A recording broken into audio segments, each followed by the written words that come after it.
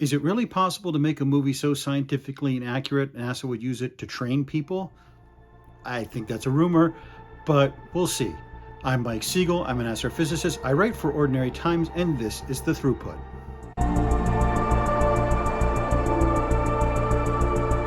So we actually are at our 1-year anniversary of having the channel, and in celebration of that, I'm going to do a movie I've wanted to do for a long time. I've promised from the beginning, a personal favorite of several of my Ordinary Times writers, not one of mine. The movie is 1998's Armageddon.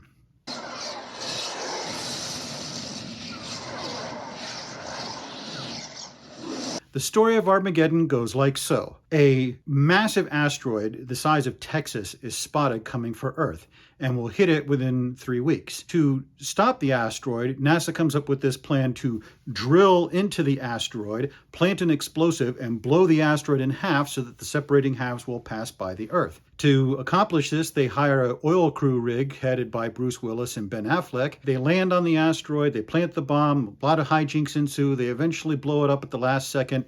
America. This movie was a big hit in 1998. It is still quite popular right now. It is known for being scientifically inaccurate. There is a rumor, which I cannot confirm, that NASA will show this to people so to see how many scientific inaccuracies they can spot. And the record is 168. We're not going to get that far, but this is going to be one of the longest videos that I've done so far. Fortunately, I've already done a long video on Don't Look Up, another comet disaster movie, which is linked in the description below. That covers a lot of territory, so I won't rehash a lot of those things. I'll just refer to that video. There are other videos I've done over the last year that have been sort of setting this up, talking about things that movies do right or wrong, so I can refer to those if you've seen them. If you haven't, feel free to watch them. I had a lot of fun making them, but that's all going to culminate now. So let's dive right in. This is the Earth at a time when the dinosaurs roamed a lush and fertile planet.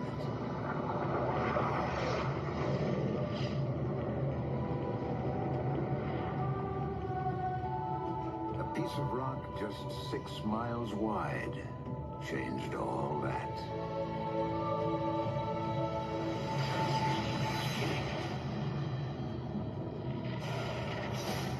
It hit with the force of 10,000 nuclear weapons.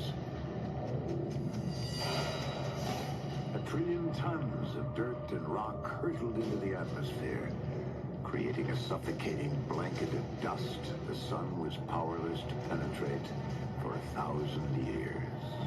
This is a mix of accurate and inaccurate information. Chicxulub was an actual thing. I discussed it in my Don't Look Up video. It was a massive impactor 65 million years ago that wiped out the dinosaurs. And they portray where it hit in the Gulf of Mexico relatively accurately. Other than that, everything in this is wrong. Chicxulub didn't hit with the power of 10,000 nuclear weapons. It hit with the impact of about 200 million nuclear weapons. They actually understate how big it is. Also, they show the continents as they are now. This was 65 million years ago, so the continents would have been arranged slightly differently. The broiling fume that blocked out the sun for 1,000 years, that's a bit of an exaggeration. It did hurl a lot of debris up and block out the sun, which caused a huge amount of the creatures, including all of the dinosaurs, to die out. So they kind of exaggerate that a little bit. And this is going to be a theme with this movie, that they kind of mix accurate stuff with inaccurate stuff, as if someone wrote a really scientifically accurate movie and then fed it through the Michael Bay machine to like make it flashier and more exciting and more testosterone fueled. So we're going to encounter this concept again. So Chicxulub was accurate. Their description of it is not. Whatever you say. Okay, now we got plenty of time, buddy, so don't you worry. So this opening scene with the satellite, this is something that the shuttle did when it was active. It did on a couple of occasions reel in a satellite and repair it. It did, of course, service the Hubble Space Telescope. But usually what you do is you grab those and pull those into the cargo bay. You don't send an astronaut out there floating in space. You have more control of the situation that way. Again, an accurate description of something that NASA might do, but an inaccurate way of portraying it.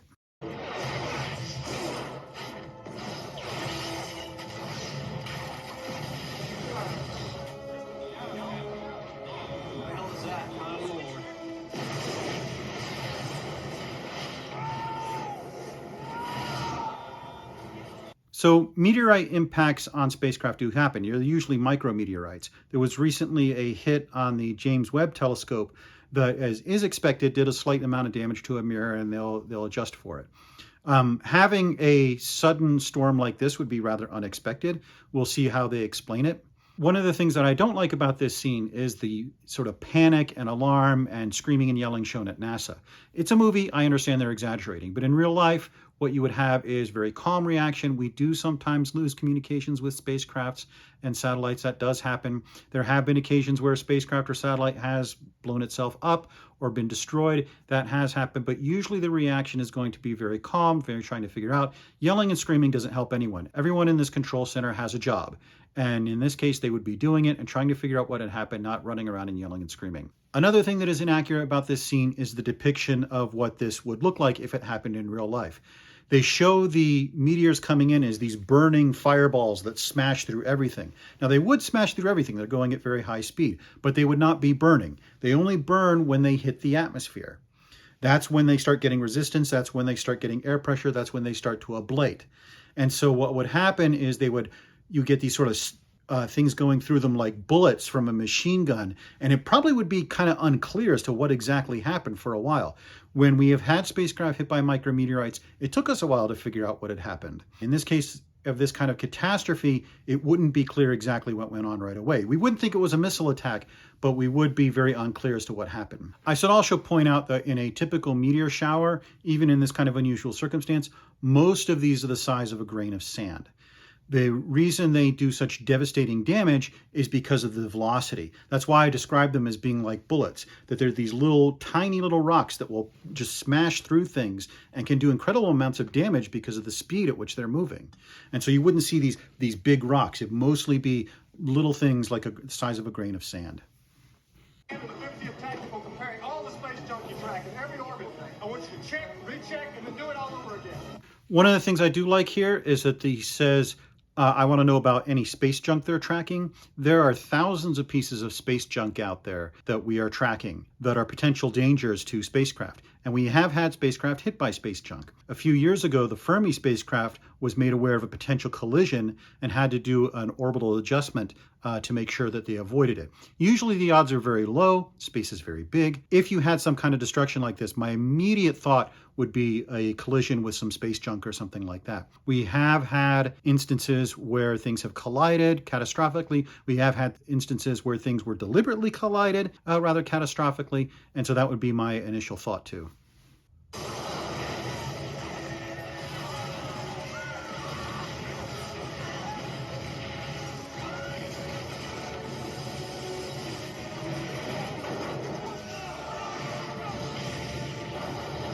This meteor bombardment of New York is awfully impressive, but you'd actually probably have most of the meteors exploding in the air. When we have had incidents like Tunguska or Chelyabinsk, the meteors have usually exploded in the air. They heat up so much that can cause them to just detonate in midair. That actually can be a little bit more devastating because it's almost like an airburst nuclear weapon. So you would have stuff hitting the ground in this kind of catastrophic meteor shower, but you'd also have a lot of things exploding in the air and showering debris down on the city. Okay, Carla, listen, I want you to take your time.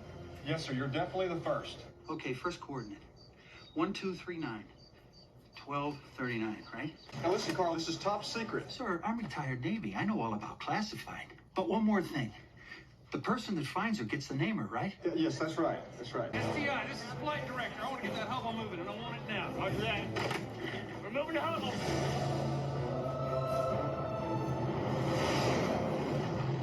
No. So much going on in this scene. First of all, if an asteroid were coming for Earth, if a new asteroid appeared in the heavens, it might be spotted by an amateur. Now, there are telescopes coming online that are going to scan the sky every night, and there's Space Guard that scans the sky on a regular basis, but it's certainly possible an amateur would spot this.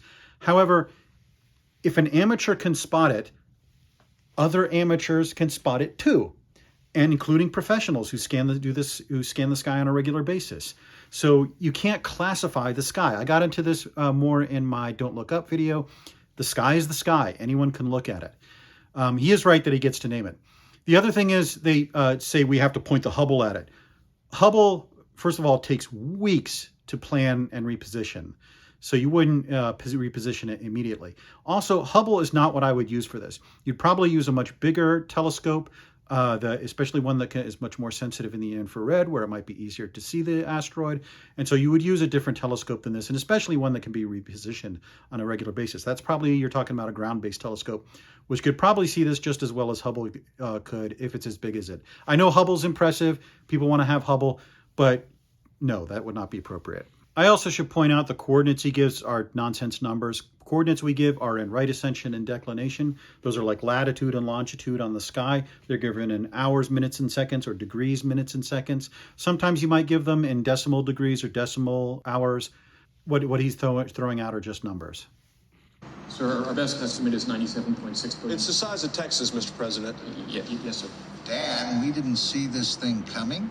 Well, our object collision budget's $1 million. That allows us to track about 3% of the sky. And begging your pardon, sir, but it's a big-ass sky. There's so much going on in this movie. I'll actually talk about some of the ways I would have done it differently as we go through, and this is one of the things I would have done differently. Having the asteroid the size of Texas creates a lot of huge plot problems. This would make it one of the biggest objects in the solar system. The object Ceres is about the size of Texas, maybe a little smaller. I'm assuming when they say size of Texas, they mean width, is about the width of Texas. And Ceres was spotted 200 years ago using much smaller telescopes. You could potentially have a planet X or something like that way far out in the solar system that's going to come in on a very hyperbolic orbit and so forth like that, but it'd be really unusual, and it would be spotted way before it got this close to the Earth. Second of all, the energy needed to either divert or split an asteroid of that size is enormous. One of the things that would improve the movie is if instead of basing it on a fictitious asteroid the size of Texas, you base it on something real, like say Comet Swift-Tuttle. Comet Swift-Tuttle is the most dangerous object known to man. It's about 26 kilometers in size, and it's on a 133-year orbit that occasionally intercepts that of the Earth. We encounter Swift-Tuttle every year. Every year we pass through the trail of debris it has left along its orbit, and that's called the Perseid meteor shower. Those pieces re-enter our atmosphere. Again, most of them are the size of grains of sand, so they don't present a danger, just a nice light show. And Swift-Tuttle has a history that the comet was lost for a while, and when it was rediscovered, it was 17 days off from where we expected it to be. When it was initially discovered, there was concern that in the year 2126, when it came back again, it would actually impact the Earth. If it did, this would have several times the power of Chicxulub if it hit the Earth. That's why it's the most dangerous object known to human beings. Now, you wouldn't use actual Swift-Tuttle. It's not going to be back here for another century. But something like Swift-Tuttle, something on a highly elliptical orbit, something that we'd seen in the past but didn't recognize what we were seeing. And then you could go back into the records and figure out, oh, wow, this is really coming on us very fast. Something that's 26 kilometers in size, which is huge by solar system standards, but not so huge that it becomes ridiculous for the plot.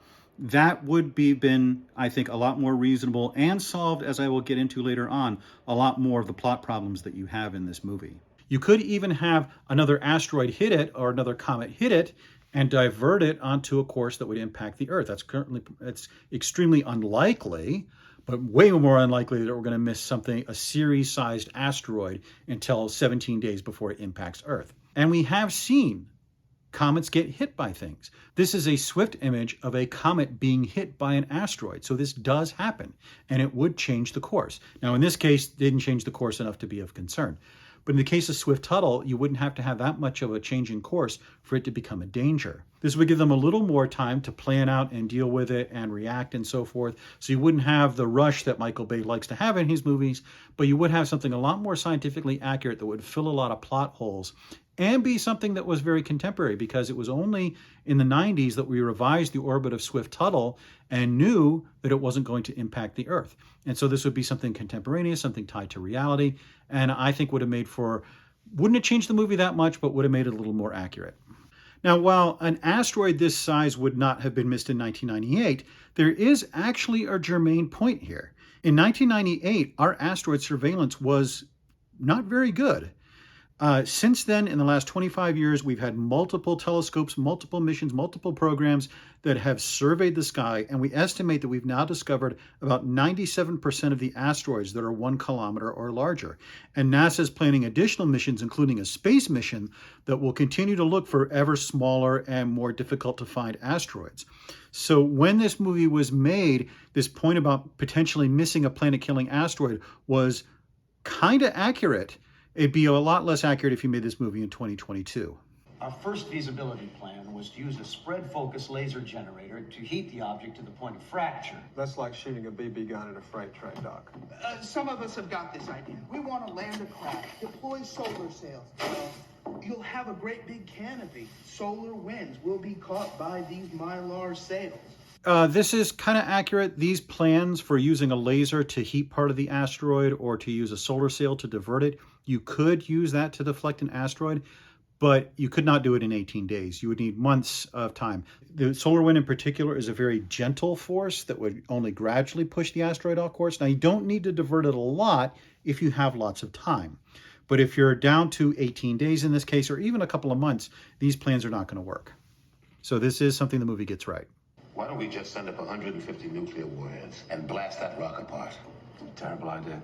General, if you consider your target, composition, dimensions, sheer velocity, you could fire every nuke you've got at her and she'd just smile at you and keep on coming. Hitting the rock from the outside won't do the job. Imagine a firecracker in the palm of your hand. You set it off, what happens? Burn your hand, right? You close your fist around the same firecracker and set it off.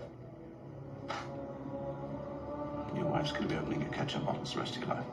Are you suggesting that we blow this thing up from the inside? That's exactly what I'm saying. How? We drill. So they now are talking about using a nuclear weapon against the comet. Now, it's true you couldn't actually blow it up. You'd need every nuclear weapon, and that wouldn't be enough. You could potentially deflect it. You could potentially inject enough energy into the orbit to push it off course, or heat up one side of it so that it's actually pushing itself a little bit off course. But even drilling isn't going to necessarily help you. Remember, in my Star Wars video, I talked about how there's a gravitational binding energy, and to blow a celestial object up, you need to inject enough energy to overcome that gravitational binding energy. I actually ran this calculation for Ceres, and you would need 20 billion megatons of explosives to completely disintegrate the asteroid. And we don't have that much explosives. So even if you're drilling down, that's not going to necessarily help. It's better than blowing it up on the surface, maybe, but it's really not going to help. Now, by contrast, Comet Swift-Tuttle has a binding energy of about 20 megatons. So you'd have to convert all your energy into momentum, and that's not going to work perfectly efficiently. But that is within the range of the Tsar Bomba, the largest nuclear weapon ever constructed. So this is another instance where going with a more realistic object would have made the movie more scientifically accurate. But you could potentially find a way to this. We do know that comets occasionally split. Comet Shoemaker-Levy 9, when it hit Jupiter, broke up into over 24 pieces. Potentially, if you could identify, say, a fault or some fracture within the comet or asteroid that is coming towards you, you could potentially blow it up along those lines and have it break into two. That's still a problem, though. You still need, let's say you break it in two, you still need those two sections to move away from each other the entire diameter of the Earth, about 7,000 kilometers. If you blew it up 10 days in advance, you need to give those two halves a velocity of about 30 kilometers an hour in order for them to separate. So you're still going to need billions of megatons of power in order to do that. The further away it is, the more in advance you do this, the less energy you need to inject into the system. If I really wanted to make this work scientifically accurately, what I would probably do is have the asteroid or comet coming in for a grazing collision. It doesn't have to hit the Earth dead center. If it hits sort of at an angle, that's still just as devastating. But that also makes it a little easier to deflect just a little bit and have it do a close pass and miss us. So probably what I would do is have some method devised, I'll get into it later, of deflecting the asteroid just a tiny amount so that it would just miss the Earth by that much. Remember, the Earth is a small target. The asteroid, if it's coming towards us, has a very narrow path to follow. The closer it is, the wider that path is, the less leeway you have. But if you can deflect it just a little bit, if it's going to just do a grazing incidence, you might be able to get there. So that's probably what I would do if I were trying to make this more scientifically accurate. But when you're talking about asteroids coming to Earth, especially when you're talking about something this size, the size of Ceres, the energy you would need to blow it up or deflect it is gigantic. And so this is another thing where that having an asteroid the size of Texas is a problem, and having something more manageable like Swift-Tuttle would be make the movie a little bit more feasible.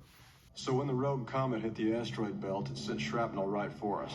For the next 15 days, the Earth sent a shooting gallery. So this is just ridiculous. So the idea is that all these asteroids have been hitting the Earth and will continue to hit the Earth over the movie are shrapnel from when the asteroid passed through the asteroid belt and like sent all this debris headed towards Earth. No, no, no, no. As I talked about in my 2001 video, the asteroid belt is very Spartan. We send spacecraft through it all the time and they don't smash into things. It's just less Spartan than the rest of the solar system.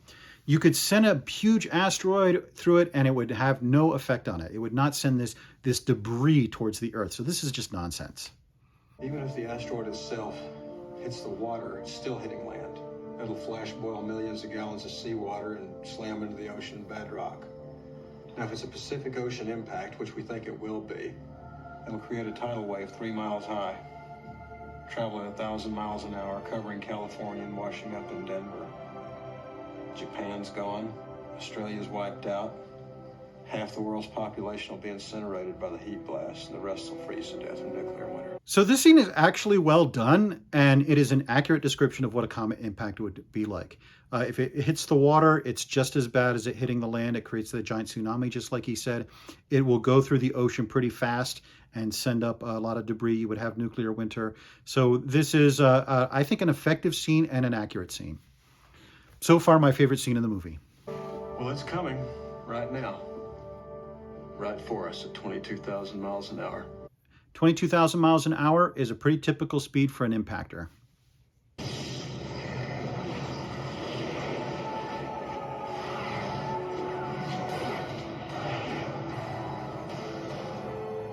So this is our first sight of the asteroid, so it's just as good a time as any to talk about this is not what asteroids look like. It's not what comets look like. It's not what a sort of in-between object would look like. They don't have this green stuff outgassing from them. If anything, it's going to be white material because it's mostly water and so forth.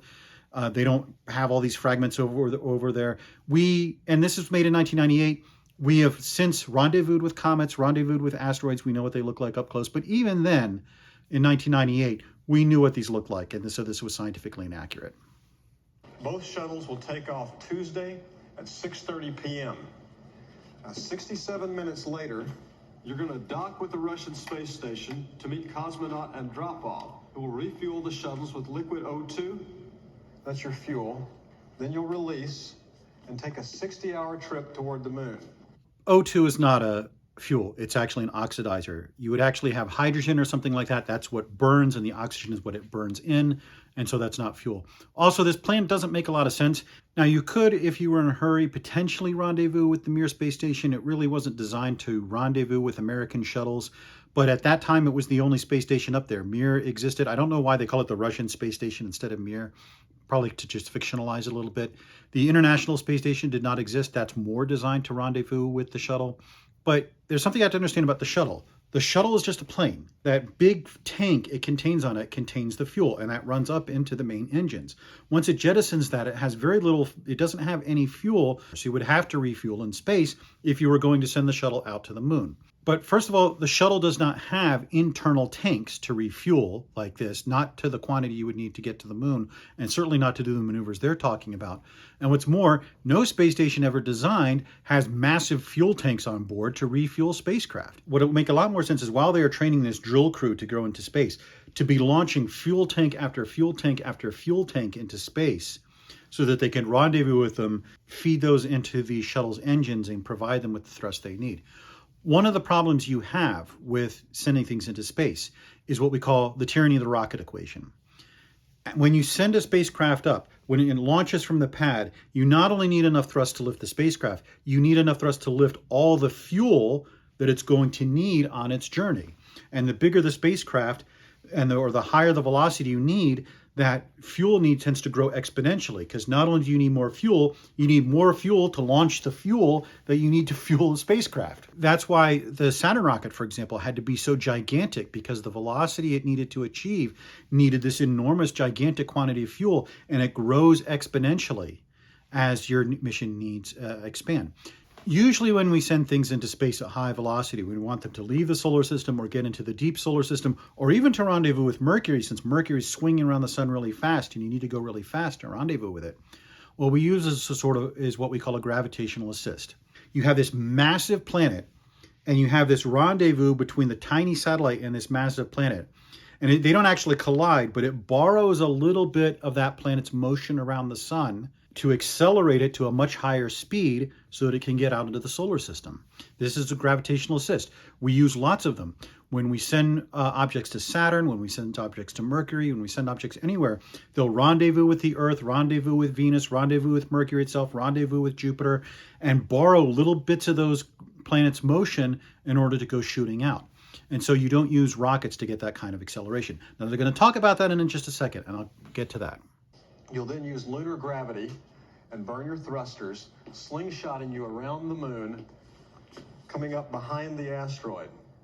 You'll be upward of 11 Gs. Now, when you've finished your Roadrunner thrust move, you'll be moving at 22,500 miles per hour, coming around behind the asteroid, where we're hoping that the tail debris will be cleared by the moon's gravity, and you'll land right here. First of all, they're absolutely right. You can't just go straight at the asteroid. It's coming toward you at 22,500 miles an hour.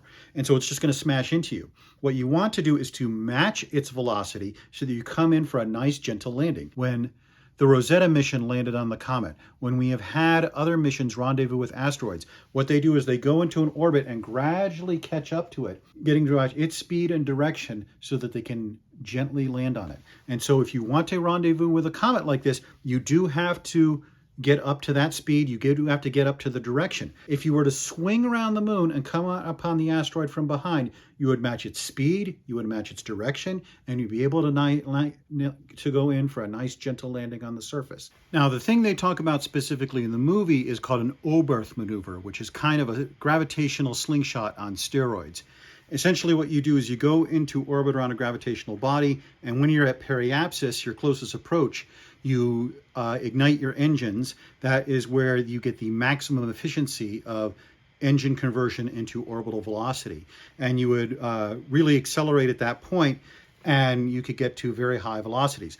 Now, I am not an expert in orbital dynamics, so I don't know if that would actually work.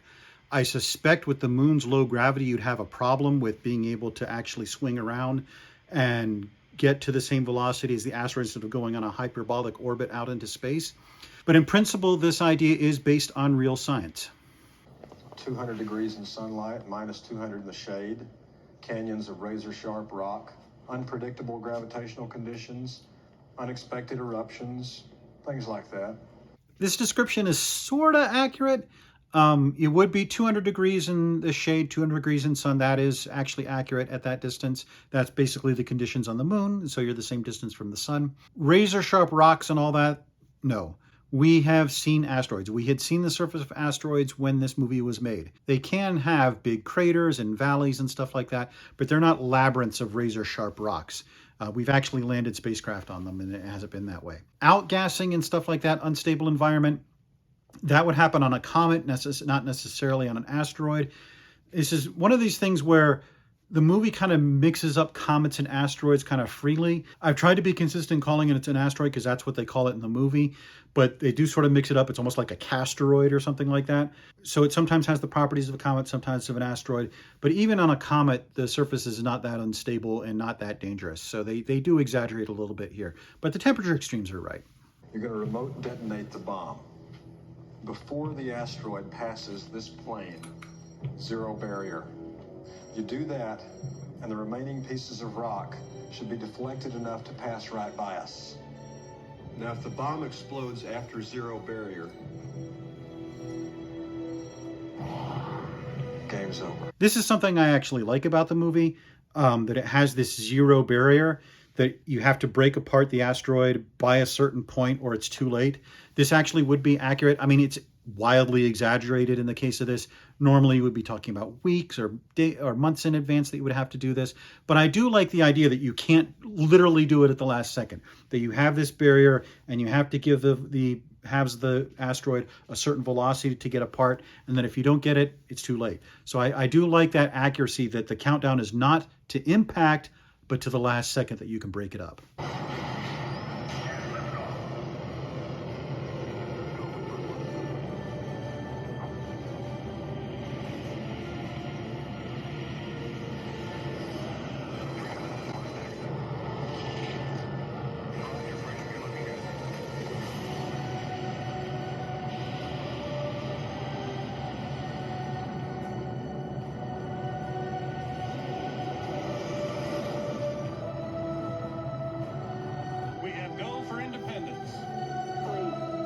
So I will say I do like this shuttle launch sequence. I mean, there are inaccuracies. You wouldn't launch two shuttles so close together because they create a lot of noise and air disturbance and so forth. But when the shuttle program existed, a launch was spectacular. For a while, I worked at the Space Telescope Science Institute. And when they did the Surfacing Mission 3B, we were allowed to go to the shuttle launch and get seats pretty close to the launch. And I actually was sitting next to a childhood friend of one of the astronauts on the mission. This was Columbia before she was destroyed. And it was a dawn launch, and there was a cloud right above that she passed through. It was one of the most spectacular things I've ever seen.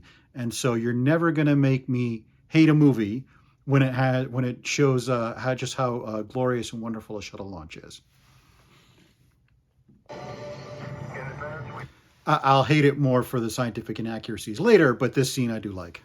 Minutes, we have a max Q. Roger, control, we are max Q. SRB set.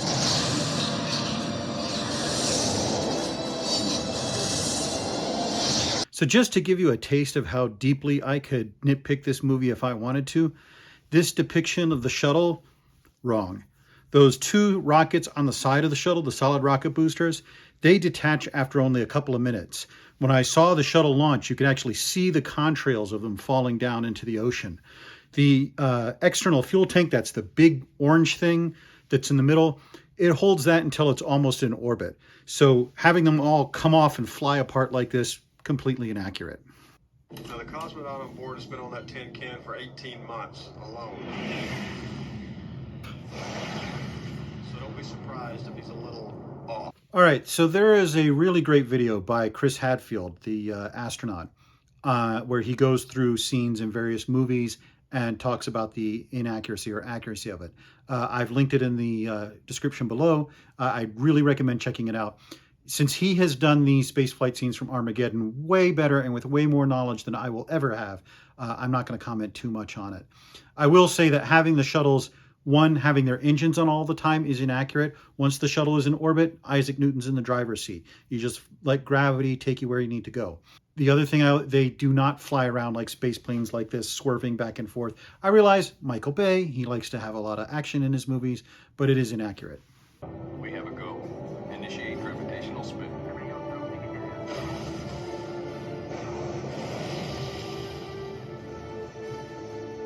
You are maxed at 40% spin.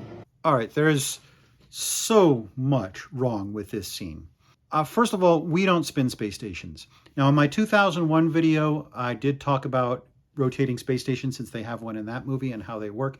In principle, the idea is fine. You rotate a space station and the centrifugal force creates a pseudo-gravity on the outside of the space station so that you don't have to deal with the health effects and so forth of zero gravity. We don't do that with our space stations because they are small. They are not designed for that. You would probably damage them or break them apart doing that. They also don't carry the kind of fuel you would need to turn rotation on and off, or the kind of thrusters we need. Also, why would you on Earth would you do this before the shuttles dock? If your space station is just sitting there in space like this, and the shuttle comes up and docks with it, that's pretty easy. But if your space station is rotating, now they have to sort of find some way to rotate themselves and go in a circle and match it. It makes way more sense to start this rotation after they've docked if you're going to rotate at all. And even then, it still doesn't make sense. The other thing, I won't go into scene-by-scene detail, but when I talked about my 2001 video, I pointed out that the gravitational force, the pseudo-gravity, points outward. You know, it's rotating like this, the gravity's outward. That's how centrifugal force works. In the following scenes, the gravity goes every which way, whatever they need for the plot. The shuttles dock on the outside, and then they come in and they're standing up instead of climbing up, which they should be because of the way the space station is rotating. Other times it just goes in random directions. This is just really poorly done and really, I think, unnecessary. I realize simulating free fall is kind of a pain for filmmakers. There's two ways you can do it. Ron Howard, when he made Apollo 13, actually did it on the Vomit Comet with 45-second takes where they would go up and then the plane would drop down and they would film while they were dropping to have very realistic free fall. In Gravity, what they did was they just used wires and sort of CG to do that. Either of those would have been preferable to this because it's just a mess. 3, 2, 1.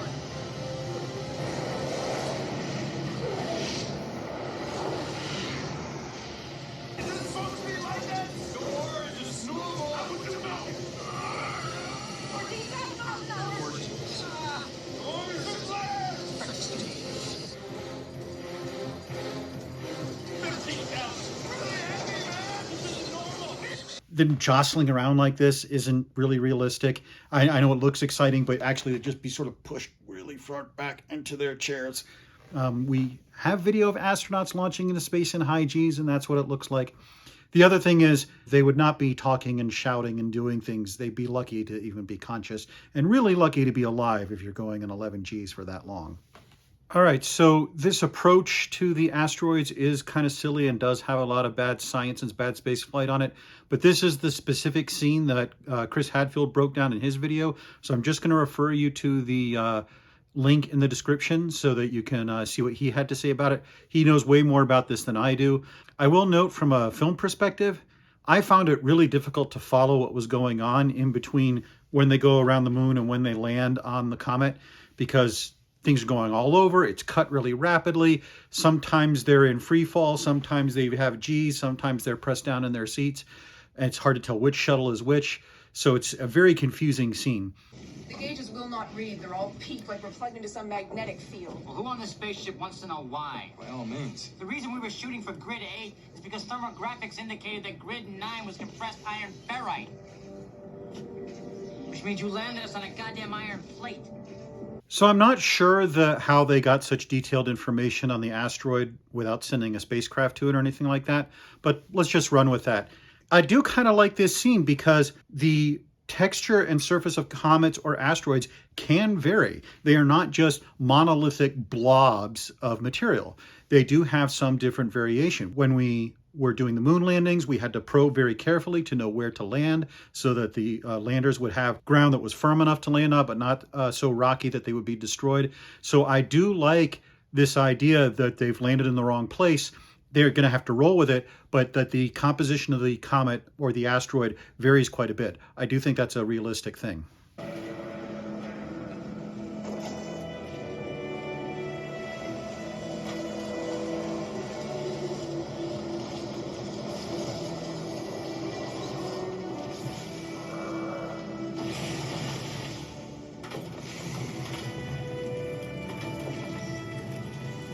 So we're so used to seeing things on fire, we don't even think about it. There's no air on this comet. There's nothing for this fire to consume as it burns. So this is another bit of a unrealistic scene.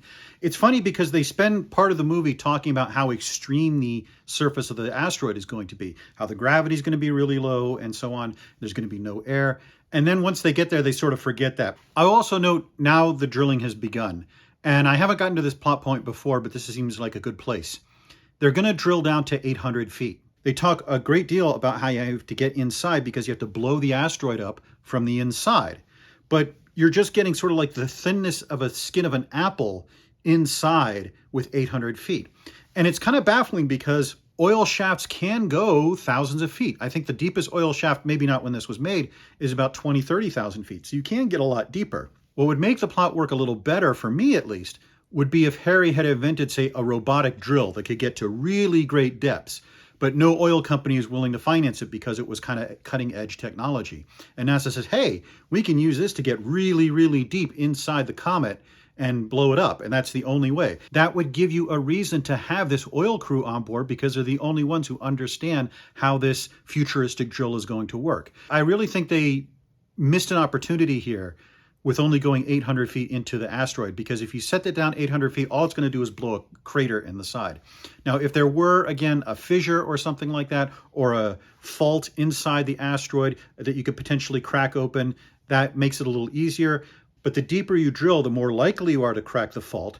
And again, having something that was smaller, like, say, Swift-Tuttle size, that would make this a little more feasible, rather than having something the size of Texas where you'd have to drill hundreds of miles deep into the asteroid in order to pull this off. Show you how we do things right.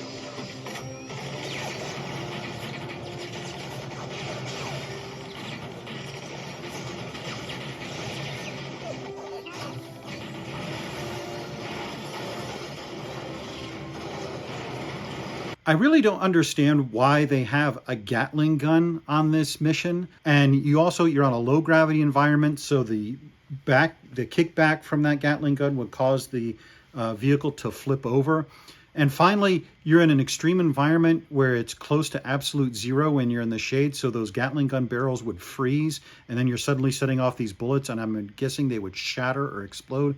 So this is kind of a really silly scene. Here's the bad news. Before the asteroid passed the moon, the rotation was stable at 32 degrees on an x-axis. But now look at this. The lunar gravity's put her in a spin. She's tumbling on all three axes. This wasn't expected. What does this do for communications? Not good. So this actually could happen. As the asteroid is passing the moon will exert a tide on it, just like it does on the Earth. Now, I've gone over tides, I think, in another video. Basically, the gravity that the moon exerts on the side of the asteroid closest to it is a little stronger than the gravity on the side that's further away. And because of the motion and so forth, and the rotation of the asteroid, it could potentially, I haven't worked out the dynamics, you'd have to simulate it, it could potentially put it into a spin like this. And we have seen comets change their rotation.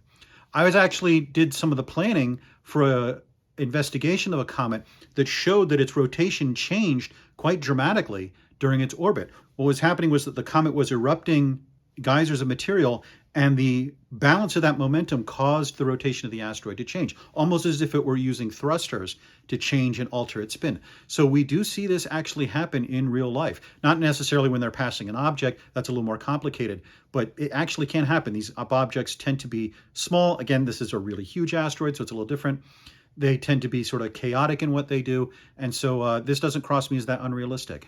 I should also point out that this rotation, they don't talk about this, but if you were supposed to crack the asteroid along a fault and break it in half, this rotation adds another piece of drama, because you need that fault to be aligned a certain way when you set off the bomb. That if the fault's this way, you're just going to blow the halves of the asteroid, one into the Earth and one a little further out that's going to eventually come back and hit the Earth again. You actually need to blow it up when it's precisely aligned so that the halves separate.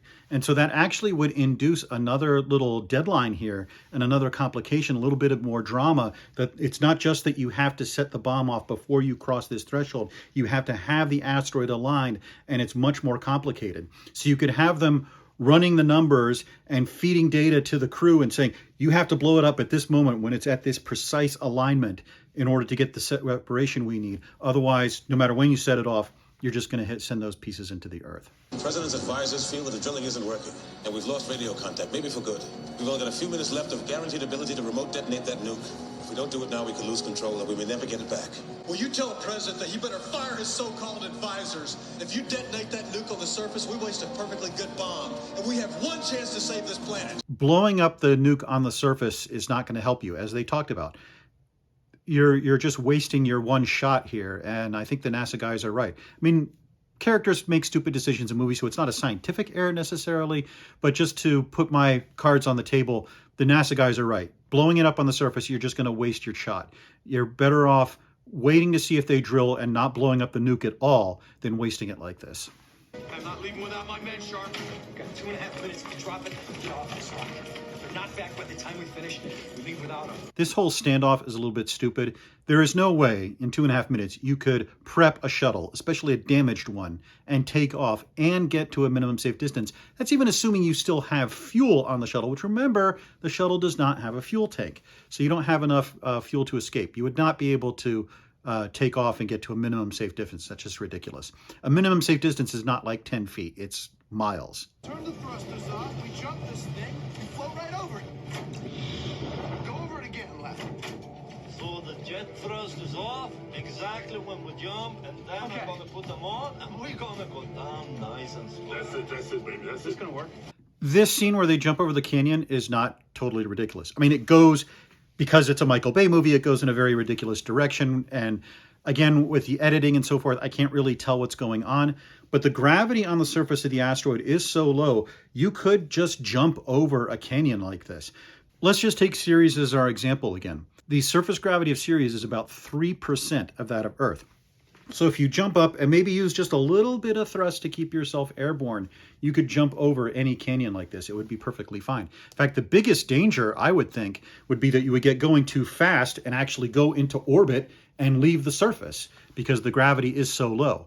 So you'd have to be very careful about that. Again, it kind of goes wrong. They hit a thing, they flip over. I really can't tell what's going on. But in principle, this idea of jumping over a canyon like this is perfectly fine. Pete, we're getting leaks from several NASA officials, some rushing home to be with their families, that the drilling was unsuccessful.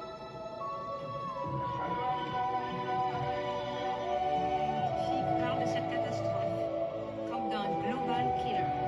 This could very well be our final hour. We're gonna go off the air now. Good luck, and God bless. So this scene where everyone's praying all over the world is kind of effective. I would just point out, it shouldn't be daylight all over the world. Some parts of the world should be in darkness. So, kind of thing you notice.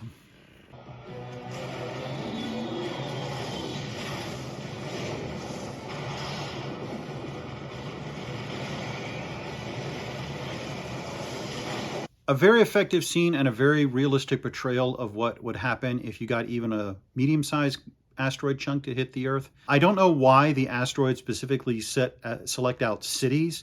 Most of the asteroids are going to be hitting the ocean and rural areas and stuff like that. But sure, it's a well-done scene.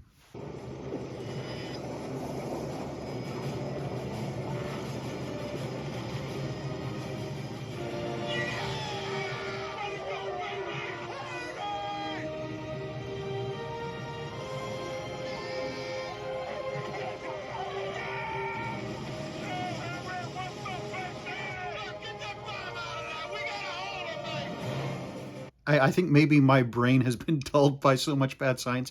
The last 20, 30 minutes of the movie are quite enjoyable, and I do like the way they pull this off with the, oh, we're all going to die. Oh, wait, there's a rescue. This kind of improvisation is something that NASA has been good at, traditionally. If you've seen the movie Apollo 13, that was based on real life. Things are designed with a lot of redundancy. They're designed very tough.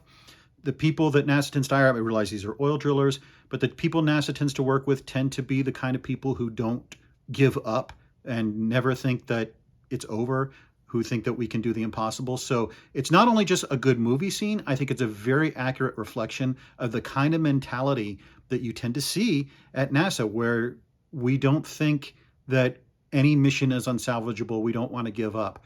And so I do really like this scene. Initiate thrusters on my mark. 2, 1,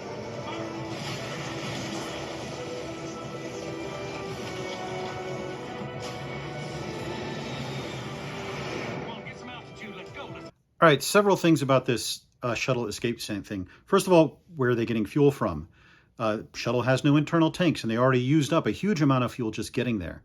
I talked about this in my Kill the Moon video. The shuttle is designed the way it is to re-enter Earth's atmosphere, so it uses those wings to glide down to a soft, gentle landing. When the shuttle lands on the asteroid, when it takes off, it's still flying like a plane, even though there's no air. So it's going to look a little different. You could still go sideways. Remember, as long as you get enough velocity in one direction, you're going to get to escape velocity and escape from the gravity of the asteroid. And again, the gravity is very weak. So taking off horizontally versus vertically isn't that big a deal. But again, it's going to look very different from this, and they still have it flying like a plane. Now, the other thing, and I hate to ruin the end of the movie for anyone, they're traveling with the asteroid. They're traveling towards the Earth at 22,500 miles an hour.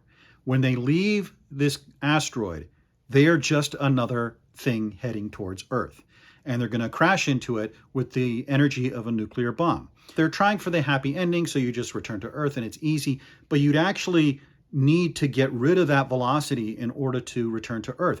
And I don't see any way that they can do that. So sorry, I know there's a happy ending, but I don't see any way you could achieve that with the situation that they're in.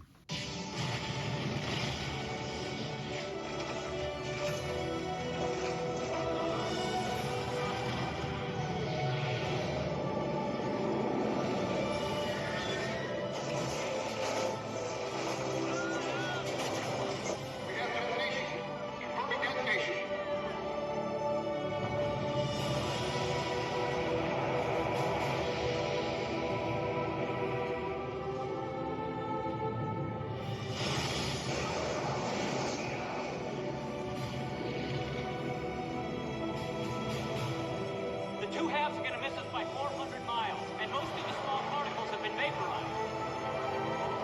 Small particles aren't going to be vaporized. And you set off a nuclear bomb on an asteroid like this, you're going to have a lot of debris raining down on Earth. It's going to cause global warming. It's going to cause regional destruction. And you've averted the worst, but you're still going to have a lot of destruction going on for probably days afterward. So overall, what do I think of this movie? Well, it's going to surprise some of the people who follow me on Twitter, but I don't completely hate it. It is a very scientifically inaccurate movie. It has a lot of errors, as attested by the length of this video. But one of the reasons it has so many scientific errors is because it does so much. This is a 2.5-hour movie, and it just rushes the whole way through. And there is so much that happens. You have the detection of the asteroid, you have the training, you have this slingshot around the moon, you have the drilling, you have the rendezvous at the space station. All these things going on, all of which have errors. So, maybe its batting average is a little better than a movie like The Black Hole in terms of how much it does. But just the sheer amount of stuff that happens in this movie compounds those errors so that you just have a huge amount of mistakes in this movie. But again, it does have its redeeming features. It does have a lot of real excitement, I think, and emotion in the last 20 minutes especially. I think the cast is actually really good. I don't mean in an Oscar sense of really good. I mean that they're all professionals. They all understand what kind of movie they're in, and they all play their roles very well, fitting in with that movie.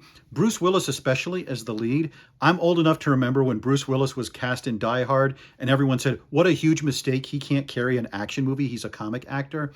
But he has this talent for being in ridiculous situations and making them believable. And I think if you had another lead actor, this movie wouldn't work as well. And I was very sad to hear recently that he's retiring from acting because of his health issues. But he really, I think, without him, I think this movie would be even worse than it is. And it does have, a good soundtrack. And so it's not completely irredeemable. I don't regret watching it again. I probably will watch it again in another decade or two. I do understand why a lot of people really like this movie. It's not without its redeeming qualities. As for the science, as I said at the beginning, clearly someone did some homework on this. There are a lot of concepts in this movie that are real astrophysics concepts. Doing a slingshot around a celestial body to match the velocity of the asteroid is a real thing. That is something that you would have to do. The danger that an asteroid presents, the need to blow it up and have enough time for those parts to separate.